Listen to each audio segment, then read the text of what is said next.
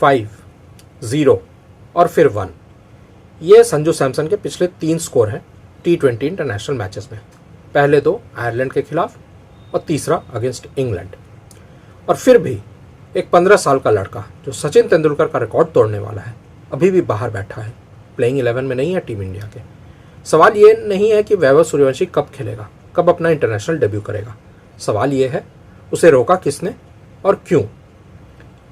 IPL 2026 में एक नाम पूरे देश की जुबान पर था, वैभव सूर्यवंशी। राजस्थान रॉयल्स के लिए 776 runs, strike rate 237.30, orange cap, most valuable player, emerging player, super striker, ये सारे अवार्ड्स उसकी झोली में। नतीजा, BCCI ने उसे सीधे नेशनल T20 टीम में बुला लिया। श्रेयस अय्यर के नए नए कप्तान बनने के साथ ही वैभव को आयरलैंड और इंग्लैंड टूर के स्क्वाड में जगह मिली। यहीं से शुरू होती है असली कहानी। आयरलैंड में 2 मैच दोनों टीम इंडिया ने हारे। इंग्लैंड में पहला मैच बारिश के कारण अबंडन, 3 मौके और तीनों बार वैभव सूर्यवंशी प्लेइंग 11 में नहीं, यानी इंटरनेशनल डेब्यू नहीं हुआ।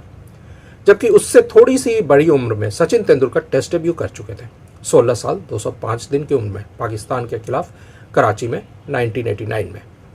वैभव के पास अब भी मौका है भारत का सबसे युवा इंटरनेशनल डेब्यूटेंट बनने का, लेकिन टीम मैनेजमेंट रुकी हुई है। उसे अभी तक प्लेइंग 11 में नहीं लिया गया। आखिर क्यों? चलिए समझते हैं फर्क। T20 world cup 2026 team India ने जीती। लगातार दूसरी बार T20 वर्ल्ड कप जीता इंडिया ने। इस चैंपियन स्क्वाड में थे सूर्य कुमार यादव जो कैप्टन, अभिषेक शर्मा, संजू सैमसन, ईशान किशन, तिलक वर्मा, हार्दिक पांड्या, शिवम दुबे, अक्षर पटेल, रिंकू सिंह, जसप्रीत बुमराह, अर्शदीप सिंह, कुलदीप यादव, वरुण चक्रवर्ती, वाशिंगटन सुंदर और मोहम्मद सिराज, जो हर्षित राणा की इंजरी की वजह से स्क्वाड में आए थे।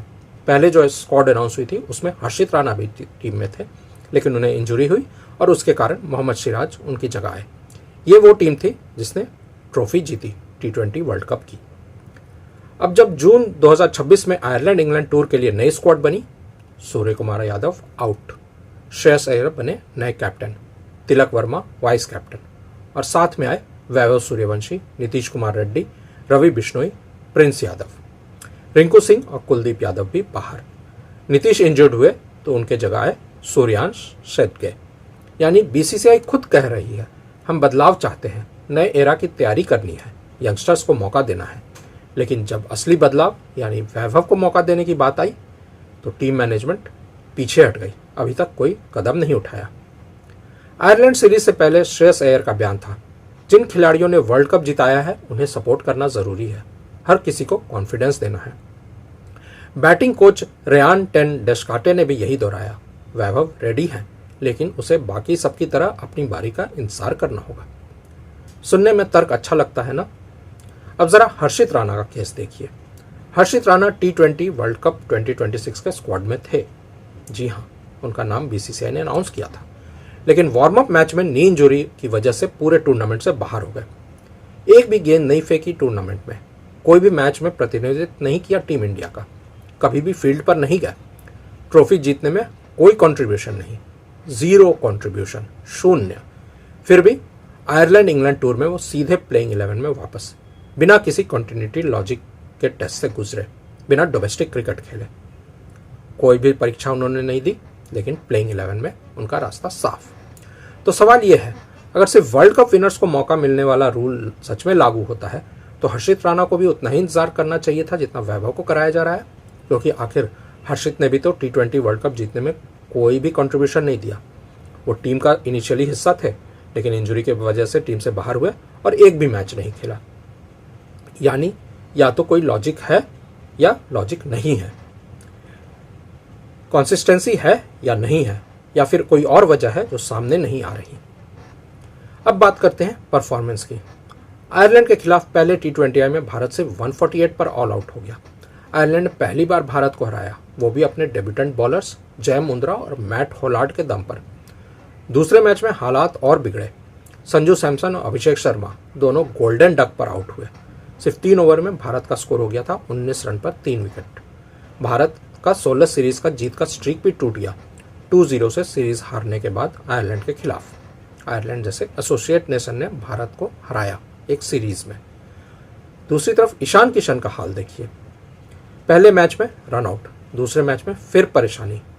इंग्लैंड के पहले T20I में भी वही कहानी दोहराई गई।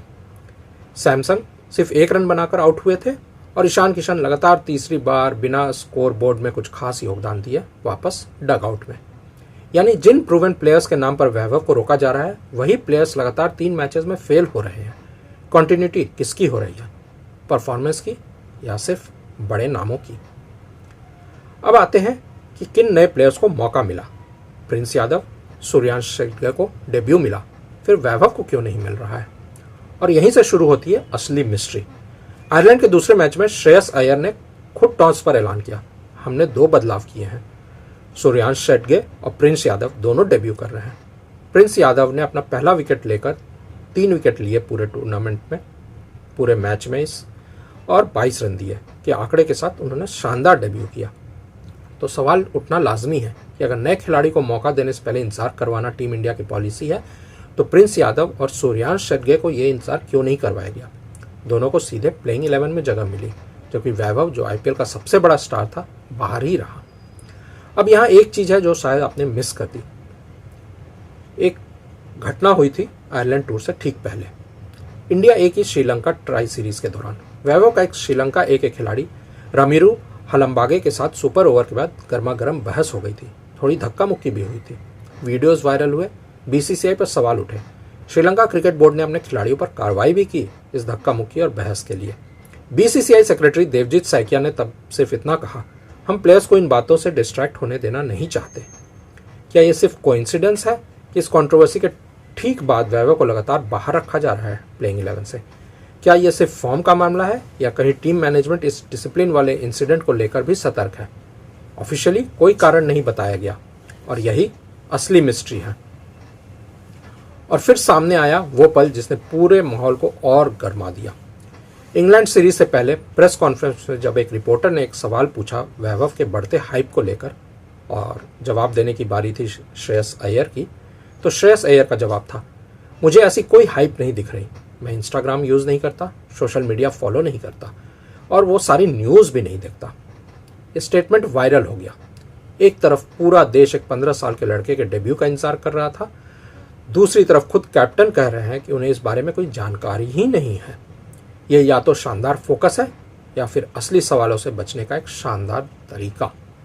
और इस पूरे वेट के पीछे जो सबसे बड़ी बात है, वैभव अभी भी सचिन तेंदुलकर का वो रिकॉर्ड तोड़ने से एक कदम दूर है जो 1989 से खड़ा है। अगर वैभव को इंग्लैंड में डेब्यू मिल जाता तो भारत के इतिहास में 16 साल से कम उम्र से पहले इंटरनेशनल डेब्यू करने वाले पहले खिलाड़ी बन जाएंगे। हर मैच के साथ ये मौका थोड़ा और दूर खिसकता दिख रहा है। तो आप ही बताइए, क्या ये सच में सिर्फ टीम कॉम्बिनेशन का मामला है या फिर फॉर्म, डिसिप्लिन और पॉलिटिक्स का कोई मिला जुला खेल चल रहा है जिसे कोई ऑफिशियली मानने को तैयार नहीं है? एक बात पक्की है, जब तक वैभव को मौका नहीं मिलता ये सवाल हर मैच के साथ और बड़ा होता जाएगा। अगर आपको लगता है वैभव को अगले मैच की प्लेइंग 11 में होना चाहिए तो कमेंट में लिखिए, और अगर आपको लगता है कि टीम मैनेजमेंट सही कर रही है तो लिखिए नहीं। यह वीडियो अगर पसंद आए तो शेयर ज़रूर करें और ऐसी ही डीप डाइव क्रिकेट स्टोरीज पसंद है तो चैनल को सब्सक्राइब भी करें, क्योंकि अगली स्टोरी जल्द ही आ रही है।